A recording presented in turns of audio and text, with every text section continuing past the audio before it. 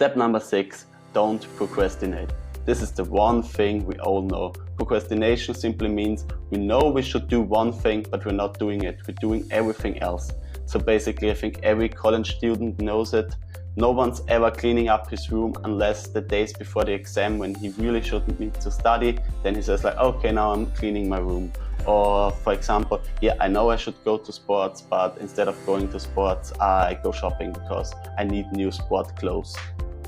Damn, I don't need them. I only buy them that I don't need to do sports right now. So this is procrastination, and this is the one thing that really kills your business. So if you get over being a procrastinator, you can achieve almost anything. So therefore I advise you, make a to-do list what you want to achieve this day and simply work it off. Always tell yourself you don't want to be average, you want to be something special, and therefore you don't want to procrastinate. If you get rid of this, you're so close to achieving all your goals and you have such an edge against all the other people, because basically 9 out of 10 people procrastinate a lot. Step number 7, find supporters. So whenever you want to achieve something in your life, you should not focus on doing it alone. You should find supporters. So in the best case, you find a cheerleader or a mentor or someone who can really help you. So a cheerleader basically can be your parents, because your parents normally are the person that love you the most in the world. So these people really can help you to achieve what you want.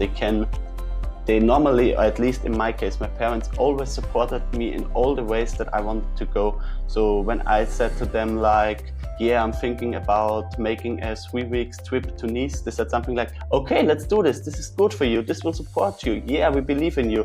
If you think this is the right thing, you should do it. Don't fear what you're leaving behind. Really do this. So this is kind of the cheerleader effect. If someone supporting you in your way, then you can achieve a lot. Also try to find a mentor. So for example, if you have some business goals, it's so important that if you're young and you're fresh, that you have someone older and more experienced on your side who can help you with his advice.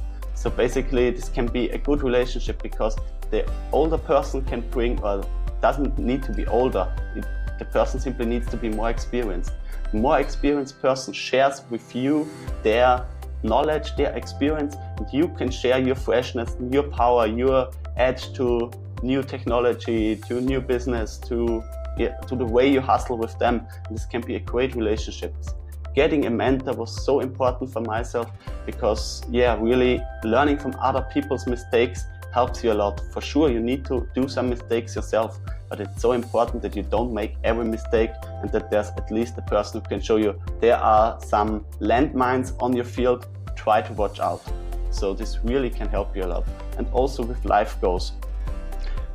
Try to find the right partner for your life, a person that has the same life goals that you have, so that you can work together on your life goals. Because I think in a relationship this is really important, because if you have other life goals than your wife or your man or your husband, then you really have problems achieving your life goals, because life goals are the goals of your life, so they are time consuming.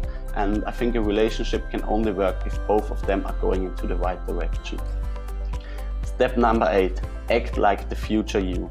So for example, if you want to become very successful in business and you want to run your own company with 500 employees, then probably you start acting right now in a way that you will need to be in the future. So therefore I don't mean you need to find 500 people who you tell what to do, but get close to a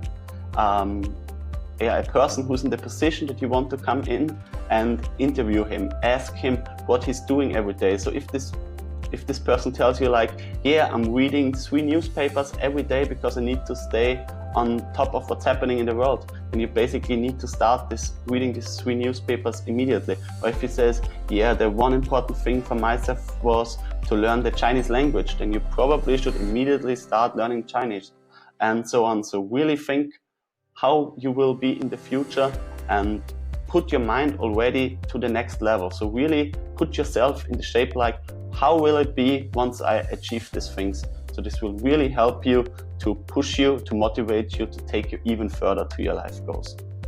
Step number 9, regularly check in on your process. So setting goals is very important. but only by setting a goal you want to achieve it. So basically you need to read your goals every day. So get up in the morning, take a look at your yearly goals, at your life goals, and simply recall them. And also basically set a period. So let's say once a month, once a quarter, check in on your life goals and also on your yearly goals. So for example, if you have the goal of starting your first company this year and making $50,000 in revenue, check in the middle of the year and say, did I already start my company? Am I already on track to make this first 50Ks? And so on. So it's really important for you to always recall your goals, because if you don't recall them and you don't compare them with your progress, you probably waste time. Because if I see I'm not going into the right direction right now, then I can adjust. And if I can adjust, I can reach the goals. So this is very important for you. Please never forget to check in on your progress.